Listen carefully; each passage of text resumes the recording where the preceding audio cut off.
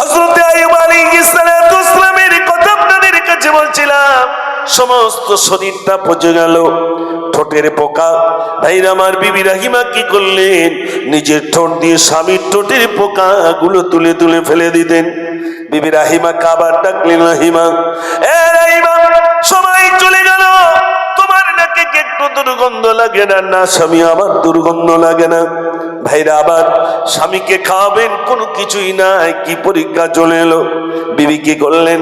একটা কাফেরের বাড়িতে চলে গেলেন, কাফেরের স্ত্রীর কাছে গিয়ে বললেন, আমার স্বামী ওই মরুভূমিতে রয়েছে, তাকে কিছু খেতে দেব, আমাকে একটা কাজ দেন। আপনার বাড়িতে কাজ করার পরে যতটুকু মুদ্রা দেবেন, ওটাকে খরিদ করে আমার স্বামীর জন্য আমি কিছু খাওয়া দাওয়া খানা কিনে নিয়ে যাব। কাফেরের স্ত্রী বললেন, আমার বাড়িতে তেমন কোনো কাজ নাই, তবে শোনো, তোমার মাথার চুলটা বড় সুন্দর, তুমি যদি দিতে পারো, বিনিময়ে আমি তোমাকে কিছু মুদ্রা দেব। চুল মানে আগেকার মহিলারা মাথায় একটা বেনা বলতো, আর একটা খোপা দিত। ঠিক বলছি না ভুল বলছি? মহিলারা এগুলো করতো। তোমার মাথার চুলটা যদি দিতে পারো না, তাহলে আমি এটা দিতে পারি। বিবি রাহিমা বললেন, না, আমার স্বামী আমার চুল ধরে যখন অসুস্থ হয়ে যান, যেহেতু আমার স্বামী অসুস্থ, আমার স্বামী আমার চুল ধরে উঠে বসেন, আমার চুলটা ধরে আস্তে আস্তে শুয়ে পড়েন। আমার স্বামীর গায়ে যদি হাত দিই, তাহলে এই গোশতগুলো সব আমার হাতে উঠে আসবে। সমস্ত শরীরটা পচে গেছে, আমি চুলটা ছেড়ে দিলে আমার স্বামী ওই চুল ধরে আস্তে আস্তে শুয়ে পড়েন, আবার চুল ধরে আস্তে আস্তে উঠে বসেন।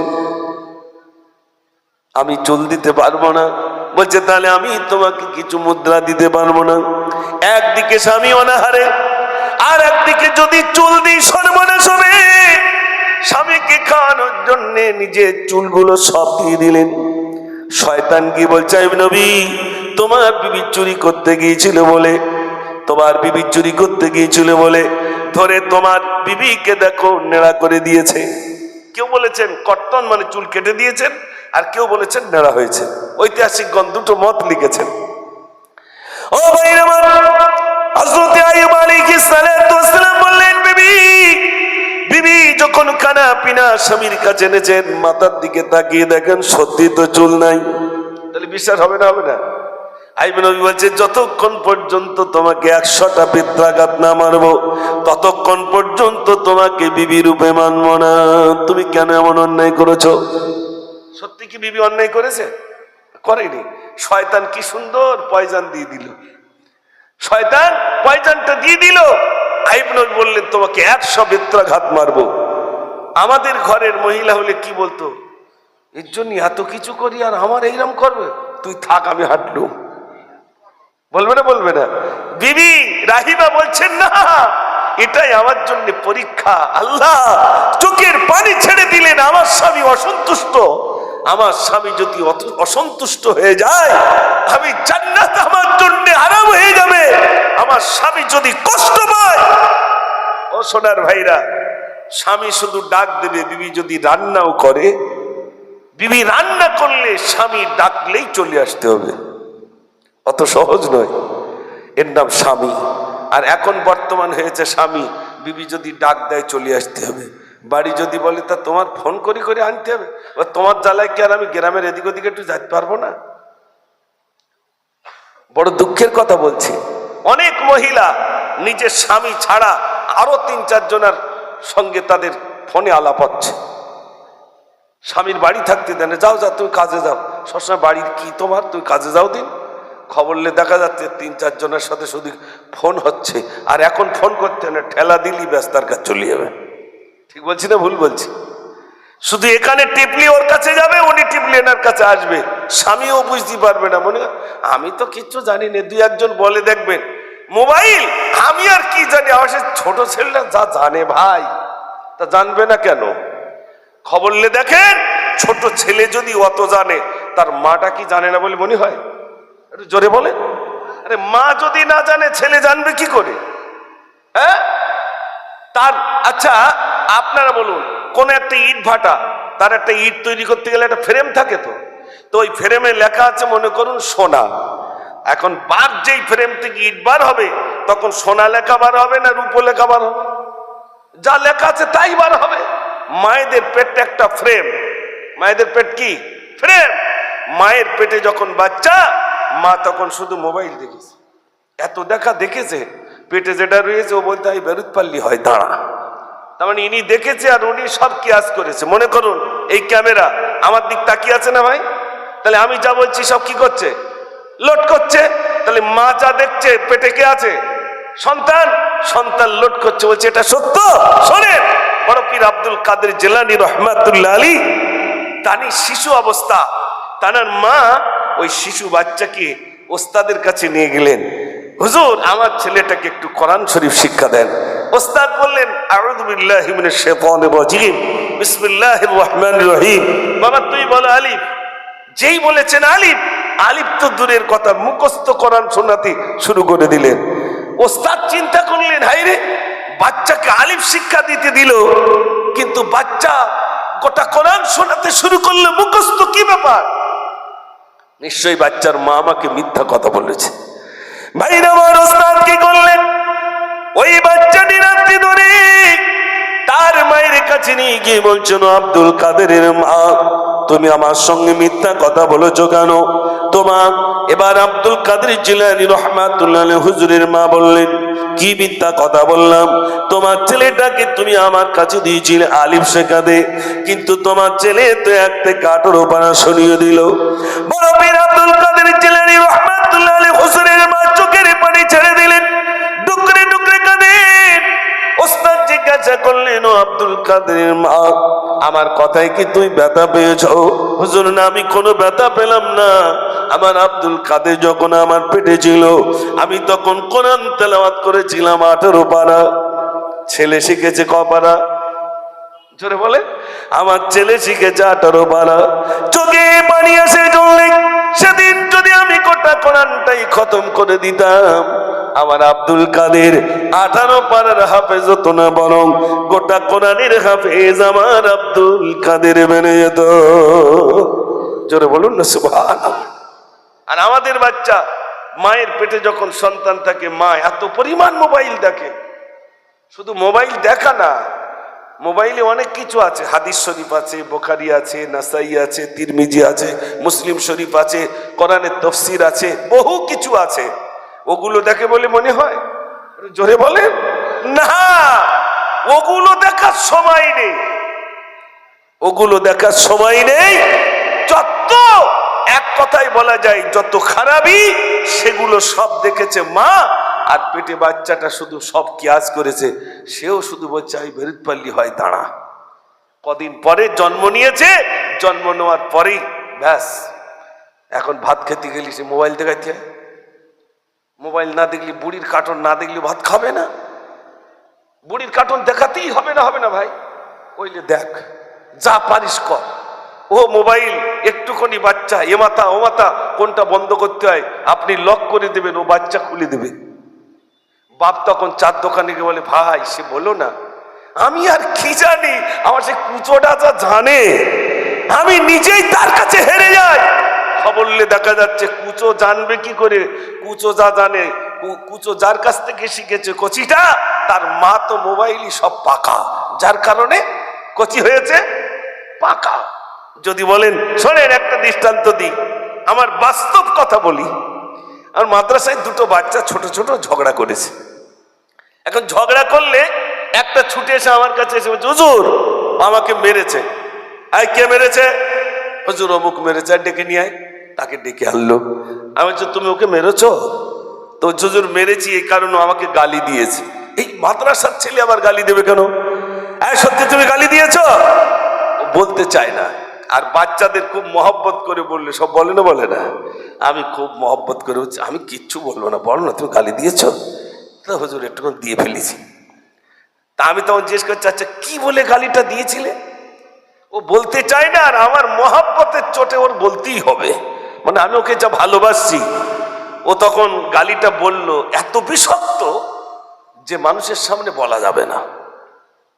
একটা গালি দিয়েছে, যে গালিটা ওই ছেলেটাকে দিয়েছে ওইটা আমাকে শোনালো এত বিষাক্ত যা শোনানো যাবে না। আমি তখন জিজ্ঞেস করছি সত্যি কথা বলবে? তো হুজুর হ্যাঁ। আমি বলছি সত্যি কথা বলে গালিটা কার কাছ থেকে শিখেছো? তখন হচ্ছে হুজুর আমার মা আমাকে আব্বার এরকম করে করে গালাগালি দেয়। কে দেয় ভাই? আল্লাহ, কেউ কথা বলে না। হ্যাঁ, মা স্বামীকে দিয়েছে আর কচি বাচ্চাটা সব মুখস্থ করেছে। রাস্তায় যখন বাচ্চা ওই রকম ভাবে কিছু বলে, তখন যখন এইরকম গালি দেয় তখন কেউ জিজ্ঞেস করে এ কার ছেলে বলতো? তো চার বলো না ওটা অমুকের ছেলে। ইস, এত বিষাক্ত গালি দিচ্ছে, দেখি তাকে সামনে পেলে একটু বলবো। যখন সামনে আসে তখন বলে ভাই অমুক তোমার ছেলে? বলছে হ্যাঁ। বল ভাই একটা কথা বলবো, রাগ করবেন? বলছে না। বলছে তোমার ওই ছেলেটা এত বাজে বাজে গালি দিচ্ছে যা শোনার মতো না।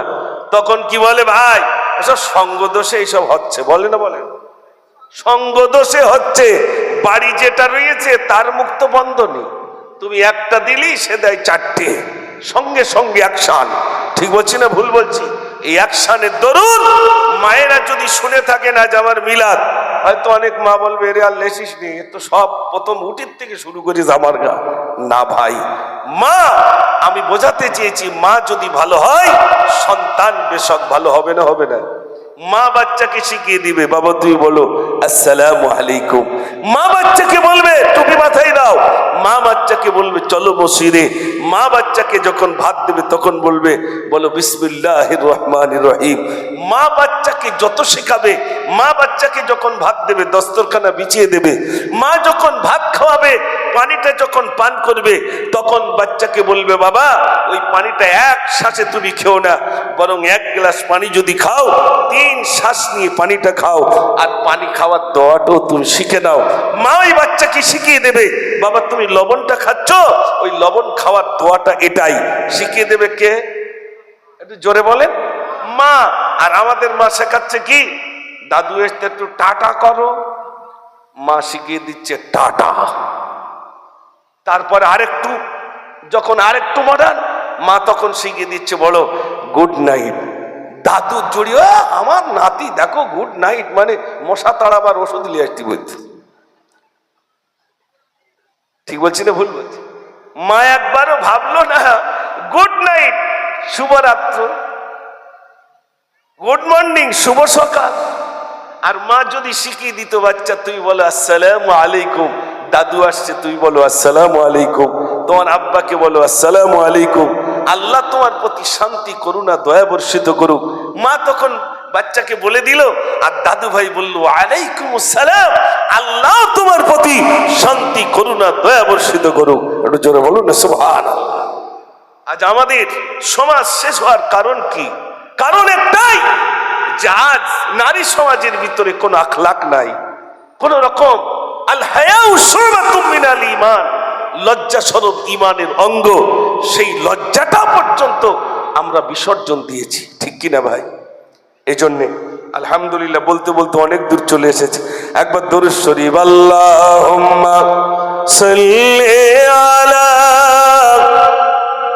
আওয়াজ দিয়ে পড়েন, ওয়া আলা আলি সাইয়্যিদিনা। সব মানুষের সেরা মানুষ নবীজি আমার, নূরের বাতি দাও জ্বেলে দাও হৃদয়ে আমার, তুমি খোদার শ্রেষ্ঠ নবী, তোমার সম নাই কই পুল সিরাতে শেষ ঘাটিতে, পুল সিরাতে শেষ ঘাটিতে করিবে গোপাল। সব মানুষের সেরা মানুষ নবীজি আমার। একটু জোরে বলুন না সুবহানাল্লাহ। তুমি আফজাল তুমি মহান, দয়া কইরা সবার সমান, তুমি আম্বিয়াদের সরদার, নবীজি আমার সব মানুষের সেরা মানুষ, নবীজি আমার নূরের বাতি দাও জেলে দাও হৃদয়ে আমার। আল্লাহুম্মা সাল্লি আলা, সবাই পড়ে, মাওলানা মুহাম্মদ ওয়া আলা আলি সাইয়্যিদিনা। মায়েদের নিয়ে হয়তো একটু বেশি বলা হয়ে গেল নাকি ভাই? না না, আমার মায়েরা শুনছেন বলে মনে হয় আশেপাশে। আচ্ছা, মায়েরা যদি থেকে থাকেন, মা আপনাদের জন্যই তো লিখেছি। মা জননী মা জননী মা জননী গো, মা জননী মা জননী মা জননী গো, তুমি বিনা থাকতে পারি কেমনে বলো, কেমনে বলো, কেমনে বলো, মা জননী মা জননী মা জননী গো, মা জননী মা জননী মা জননী গো, নিরালতি একা একা আমি কেঁদে যাই, মামা বলে কাঁদি আমি বালিশ ভিজে যাই, নিরালতি একা একা আমি কেঁদে যাই, মামা বলে কাঁদি আমি বালিশ ভিজে যাই। ও মা তুমি একটু গালি ডাকবে বলো, ডাকবে বলো, ডাকবে বলো, মা জননী মা জননী মা জননী গো, মা জননী মা জননী মা জননী গো। নারে তাকবীর। আপনাদের সিমলার দিকে যদিও আল্লাহ পাক এনেছেন, এইখানটা আমার লাইফে প্রথম এসেছি। আলহামদুলিল্লাহ, খুব ভালো লাগছে আপনাদেরকে পেয়ে এই গভীর রাতে। আলহামদুলিল্লাহ, এতক্ষণ যাবত আপনারা শুনছিলেন, আমি কার কথা রেখে এসেছি মনে আছে? হ্যাঁ, মাশাআল্লাহ। তার মানে বোঝা যাচ্ছে যে আপনারা শুনছেন। মাশাআল্লাহ, একবার তাকবীর জোরে দেন, নারে তাকবীর। আর একটু জোরে, নারে তাকবীর। এই দেখেন, এই রাত্রে তো ওই অনেক যুবক ভাইরা সব দূরে দাঁড়িয়ে আছে। দূর থেকে কিন্তু চেনা যায় না। চেনা যায়? চেনা যায় না। বাদশাহ সুলতান মাহমুদ, তিনি বিরাট বড় একজন বাদশাহ। তিনি কি করলেন, এরকম সিংহাসনে বসে থাকতেন আর প্রতিদিন বিচার আচার করতেন। এখন যেমন অনেকে বিচার আচার করে গ্রামে, তিনি বিচার আচার করতেন। তো রাত হয়ে গেছে, মন চেয়েছে একটু বাইরের দিকে যাই। পা অনেকক্ষণ ধরে গেছে, রাস্তার দিকে গেছেন, একটু জঙ্গলের দিকে গেছেন, অন্ধকারের দিকে গেছেন, নিজের পা গুলো ঠিক করার জন্য অনেকক্ষণ বসে গিয়ে দেখছেন চারটে লোক অন্ধকারে দাঁড়িয়ে। তারা বলছে, কি গো, চুরি করতে এসেছো? ইনি যে বাদশাহ, ওরা চারজন চেনে না, অন্ধকারে কে কাজ চেনে? তো ইনি যখন বলছেন, আমি নাই চুরি করতে এসেছি, তোমরা কি করতে এসেছো? চারজন বলছে, আমরাও চুরি করতে এসেছি। বলে, কি করা যায় বলে তো? বলে, চলো একসঙ্গে চুরি করি। সুলতান মাহমুদ নিজে বাদশাহ, প্রজাদের সামনে নিজেকে লুকিয়ে রেখেছেন। জিজ্ঞেস করছেন, আচ্ছা তোমাদের সঙ্গে চুরি করব, তা তোমাদের চারজনের কি কি কোয়ালিফিকেশন আছে, কি কি কাজ জানা আছে বলে তো? একজন বলছে, জানেন আমার কাজ কি? বলছে, কি? বলে, কোনো বাড়িতে যদি বিরাট বড় গেট থাকে, তাতে যদি তালা লাগানো থাকে, হাততালি দেবো, তালা খুলে যাবে। বাবা, তাহলে তো তুমি ডেঞ্জারের চোর। বলছে, হ্যাঁ। দ্বিতীয় জনকে জিজ্ঞেস করছে, তুমি কি কাজ জানো? বলছে, আমার কাজ হলো ওই বাড়িতে যদি কুকুর থাকে আর কুকুর যদি ঘেউ ঘেউ করে, কুকুরের ভাষা আমি বুঝি, কুকুর কি বলে। রাত্রি কুকুর ঘেউ ঘেউ করে না ভাই, তাহলে কুকুর কি বলে ও ভাষা আমি জানি। বলছে, বাবা। তিন নম্বরকে জিজ্ঞেস করছে, তুমি কি কাজ জানো? বলছে, আমার কাজ হলো আমি রাতের অন্ধকারে যাকে দেখি দিনের বেলা চিনতে পারি। ও রাতের অন্ধকারে যা দেখবে, দিন হলে চিনতে পারে। মানে অন্ধকারে যদি 4-5 জন থাকে, টর্চ লাইট লাগবে না, কিচ্ছু লাগবে না, শুধু রাতে দেখবে, দিন হলে বুঝবে অমুক অমুক, মানে ক্যামেরায় এমন ক্যামেরা আছে। চতুর্থ নম্বরকে জিজ্ঞেস করছে তুমি কি কাজ জানো? বলছে আমার কাজ হলো কোন বাড়ি কি মালমাত্রা আছে, বাড়ির পাশে গিয়ে শুধু নিঃশেষ লোক অতি বলে দেবো ওর মধ্যে কি আছে। চারজনের কোয়ালিফিকেশন শোনার পরে চারজন বলছে আচ্ছা তুমি তো আমাদেরটা শুনলে, তা তুমি কি কাজ জানো? বলছে আমার কাজ আর কি, আমি যদি বাম দিকে ঘাড় কাত করি সোজা সেন্ট্রাল জেল, আর যদি ডান দিকে ঘাড় কাত করি সোজা জেল থেকে বাড়ি চলে আসবে। তোমার মতো লোক দরকার, আমরা চুরি করব, তুই বাড়ি বসে শুধু ঘাড় কাত করবা, সোজা জেল থেকে বাড়ি চলে আসবো। এরকম লোক হলে সুবিধা হয় না ভাই? গ্রামে ধরে নিয়ে গেছে, সকাল হলে বাড়ি চলে, কি করিলে এলি রে, তোর তো কাল দড়ি বেঁধে নিয়ে গেল রাত্রে। বলে আমার হ্যালো করার লোক আছে, রাখতে পারবে না। বলুন তার চুরি বাড়বে না কমবে? ও জানে আমার নিয়ে গেলে রাখতে পারে। পুলিশের সাথে আবার বলে তুমি ধরে নিয়ে যাচ্ছ, দিয়ে যেতে হবে গাড়িতে করে, তুমি নিয়ে যাচ্ছ আবার দিয়ে যেতে হবে। পুলিশ জিজ্ঞেস কেন রে, তোর এত পাওয়ার কি করে হলো? বলছে আমার হ্যালো করার লোক আছে। সে পুলিশের ফোন মোটে আসে না, এইবার ফোন আসা শুরু হলো, হ্যাঁ আমার লোকের তুমি ধরো। একদম আমার গ্রামের সব থেকে ভালো মানুষ, ঠিক বলছি না ভুল বলছি? ফোনের দপটে বলে দরকার নেই বাবা, তুই যা যেখানে পারিস। এই চারজনের কি হয়েছিল না হয়েছিল আমি শোনাবো ইনশাল্লাহ, তবে এবার একটু জোর আওয়াজ দিতে হবে। আল্লাহ আকবার জোরে বললে আমি শোনাবো ইনশাল্লাহ। নারে তাকবীর। হ্যাঁ, মুসলমান অত সহজে উত্তর দেবে? ঠিক সময় আওয়াজ দেবে। আর একবার দেন, নারে তাকবীর। মাশাআল্লাহ। ও সোনার ভাইরা আমার, আমি শোনাচ্ছিলাম হযরত আইয়ুব আলাইহিস সালামের কথা আপনাদের কাছে শোনাচ্ছিলাম। একটা বছর নয়, 2টি বছর নয়, 16টি বছর ভাইরা আমার তিনি কুষ্ঠরোগে আক্রান্ত ছিলেন। সমস্ত শরীরটা পচে গেল, পোকাগুলো বিলবিল বিলবিল করে বেড়ায়। 1 বছর নয়, 2 বছর নয়, 16টি বছর। ও ভাইরা আমার, আইয়ুব নবী আল্লাহর কাছে এবার কি করছেন দেখুন। 16 বছরের মাথায় এবার 2টি পোকা নিজের শরীর থেকে জমিনে পড়ে গেল। পোকা দুটো নিজের শরীরে তুলে দিয়ে বলছে পোকারে, আমার শরীরের রক্ত কি তোর ভালো লাগে না?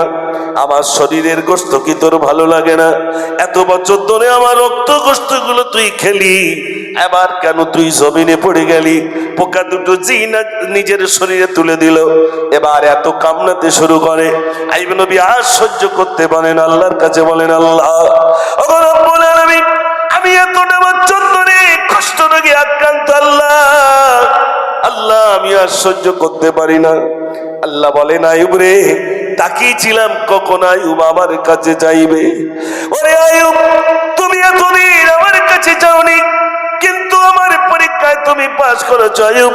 ওই দেখো পাশে একটি গর্ত রয়েছে, ওই গর্তের পানিতে তুমি তাড়াতাড়ি গোসল করে নাও। হযরত আইয়ুব আলাইহিস সালাতু ওয়াস সালাম ওই পানিতে যেই না গোসল করলেন, আল্লাহ রাব্বুল আলামিন আইয়ুব নবীর পূর্ণ জীবনটা পুনরায় নতুন শরীর আবার আইয়ুব নবীকে ফিরিয়ে দিলেন। এটা জোরে বলুন না সুবহানাল্লাহ। সবর করেছেন, ধৈর্য ধরেছেন। আল্লাহ যেভাবে যে হালতে নিয়ে যাচ্ছে, আল্লাহ তুমি আমাকে যে হালতে নিয়ে যাচ্ছ আমি রাজি, শুকরিয়া আদায় করেছে। আইয়ুব নবীকে আল্লাহ আবার ফিরিয়ে দিলেন পুনরায় শরীর। ও সোনার ভাইরা আমার বলার উদ্দেশ্য ছিল প্রথম থেকে একটাই কথা, আলহামদুলিল্লাহি রাব্বিল আলামিন। সর্বোপরি প্রশংসা সে আল্লাহ সুবহানাহু ওয়া তাআলার জন্য। এই জন্য বেশি বেশি করে আমরা শুকরিয়া আদায় করবো ইনশাআল্লাহ। খাতা খতিয়ে আনলো তা কমিটির সব যুবক ভাইরা বা ইমাম সাহেব কোথায় গেলেন, একটু তাড়াতাড়ি আসো, আমি শোনাবো আপনাদের কাছে সেই 5 জনের কি হয়েছিল না হয়েছিল। আপনারা শুনবেন তো ইনশাআল্লাহ? একবার আওয়াজ জোরে দেন, নারে তাকবীর। মাশাআল্লাহ, নতুন মসজিদ আপনারা বানিয়েছেন, দেখে এলাম কত সুন্দর করে আপনার মসজিদ তৈরি করেছেন। অজুখানাগুলো এখন মনে কিছু কাজ বাকি আছে। আমি আপনাদের কাছে বলবো, মসজিদ যতই সৌন্দর্য বাড়ান, মসজিদের প্রথম খোরাকটা কি ভাই? একটু জোরে বলেন। মুসল্লি। তো মুসল্লি কারা হবে? সেই কয় চাচা, চাচা ছাড়া তার যাচ্ছে না কেউ। তোমরা বয়স হয়ে গেছে, তোমরা মসজিদ যাও। শোনেন এবার ওই মসজিদ কেন্দ্রিক সুলতান মাহমুদের কি হয়েছিল। 4 জন চুরি করতে যাচ্ছে, এবার মনে আছে তো? নাকে শোকাটা বলছে দাঁড়াও একটু শুকিয়ে আসি।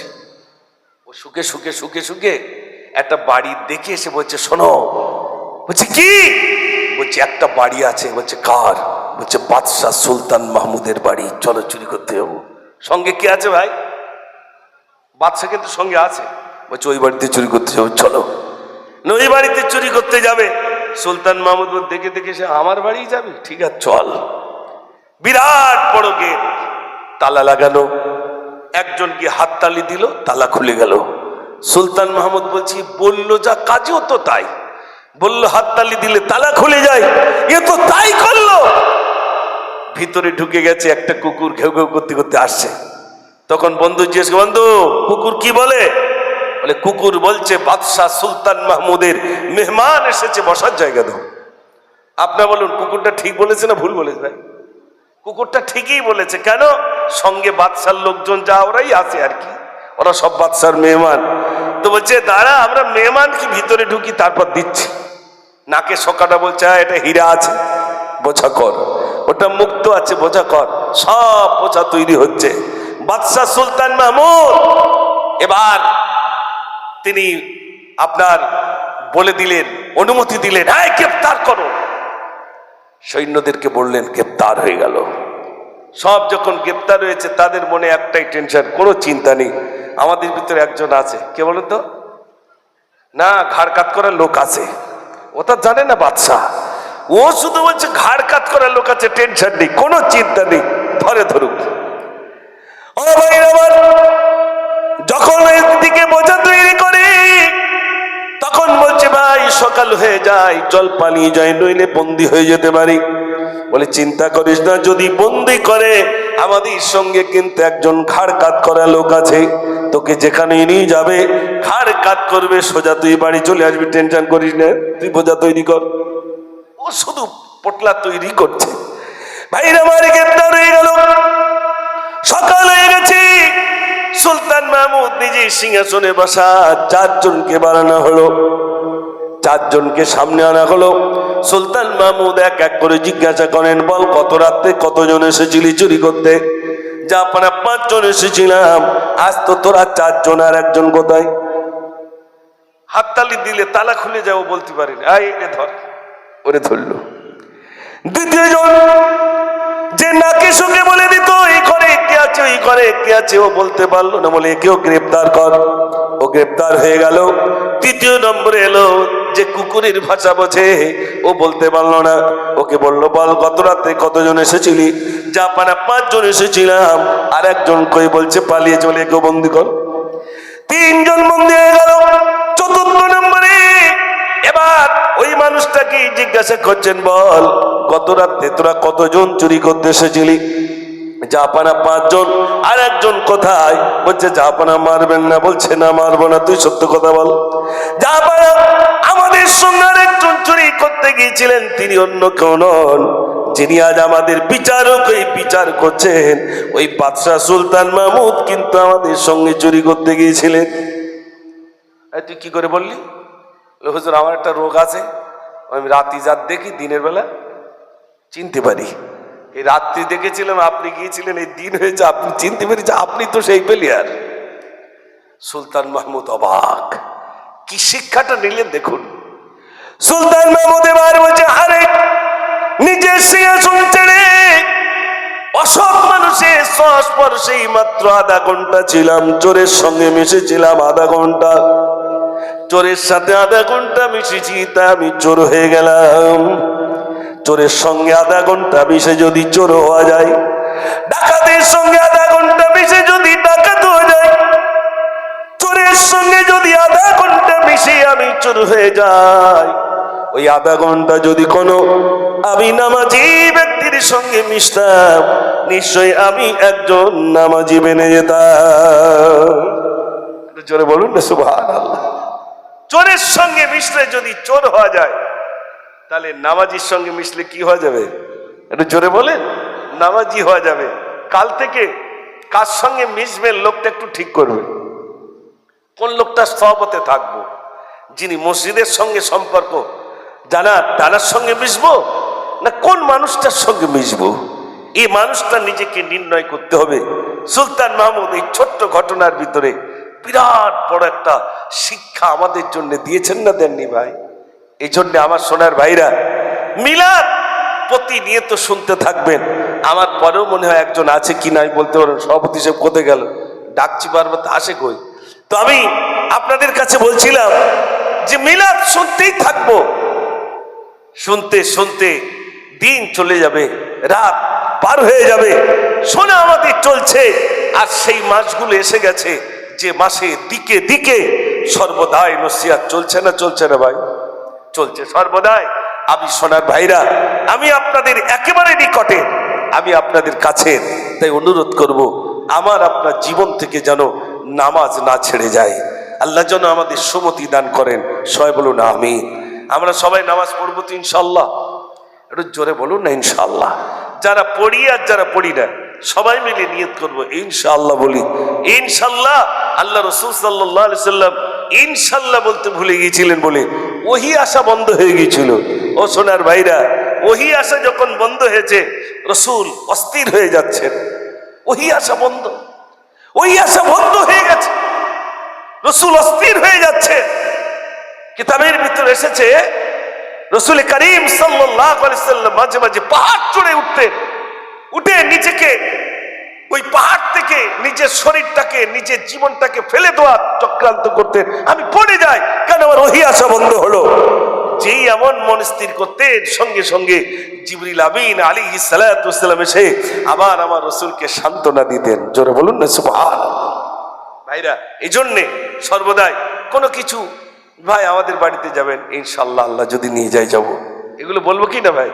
আসলে ইনশাল্লাহ, আলহামদুলিল্লাহ, মাশাল্লাহ, জাযাকাল্লাহ সব ভুলে গেছি। এদিন এক জায়গায় মিলাদে গেছি, গাড়ির থেকে শুধু নেমেছি, তা গাড়ি থেকে নামলে হুজুরদের সালাম দেয়, তা আমারও সালাম দিয়েছে, আসসালামু আলাইকুম। আর ওয়ালাইকুম আসসালাম। হাতে হাত দিয়ে আমাকে বলছে মিনহা খলাকনাকুম ওয়া ফিহা নুঈদুকুম। আমি কি সর্বনাশী লোক, হাতে হাত দিয়ে মিনহা খলাকনাকুম।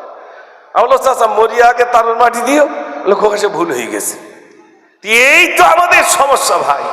কোথায় মিনহা খলাকনাকুম, কোথায় মাশাআল্লাহ, কোথায় জাযাকাল্লাহ, কোথায় ইনশাআল্লাহ, এগুলো শিখতে হবে।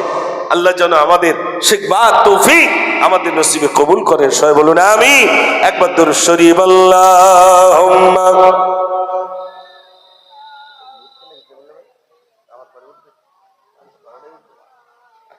মাশাআল্লাহ।